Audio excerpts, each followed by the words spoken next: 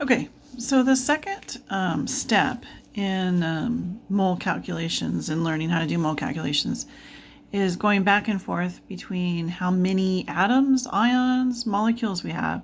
So sometimes they're called representative particles because that's kind of a generic term for atoms or molecules or ions or formula units.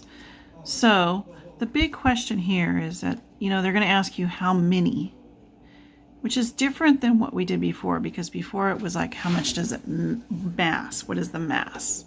How much does it weigh? Okay, so this one's different because I really want to know is how many do I have?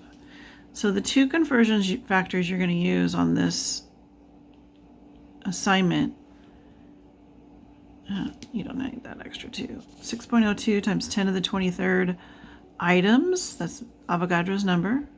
I use MC for short, like that's molecules. And I kind of use it for everything, even though it's not 100% correct. And 1 mole. So it's going to be this conversion factor or this conversion factor. And yes, I am asking you to write it out every single time. And the reason I'm doing that is because I want that number to be embedded in your brain. Okay? So it really doesn't matter what they're asking us. So I think this one's missing a decimal. It's supposed to have a decimal there. Mole Ag times. So since I have moles here, I'm going to put moles down here on the bottom and Avogadro's number on top. So the moles cancel, so I'm multiplying everything on top. And again, you need to be familiar with how to use the exponent key on your calculator, because otherwise, you're having problems with something we've already learned. 6.02, second function exponent to the 23. I did not put in times 10, push equals, and it gives it to me. So I have 3 sig figs in this one, pretty standard. 1.51 times 10 to the 23rd molecules, or actually in this one it's atoms because it's just Ag by itself. So let me be right, put atoms. Okay, now it just depends on what it's going to ask you. It's either going to ask you for how many atoms or how many moles. So this one's atoms. So I'm going to put the atoms on the bottom. The 1 always goes with the mole in a conversion factor. So it's like I like to tell people, it's married to the mole. Now, depending upon your calculators, some of these calculators do not divide exponents correctly. So I know you guys know how to do this math-wise. You subtract exponents. So 20 to the 23rd. So we should be expecting something to the negative third, somewhere in there.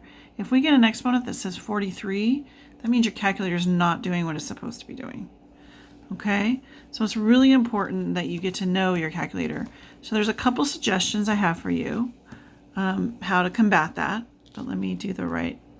3.25 exponent 20 divided by 6.02 exponent 23.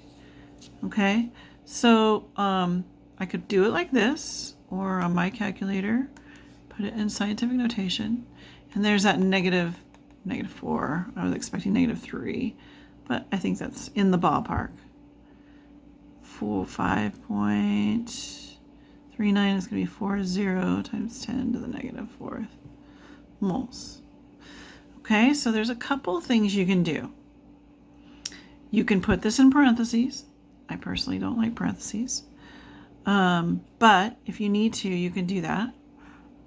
On some calculators, you have a fraction button that looks like this. This calculator doesn't look very good because it's supposed to be what's in front of the fraction.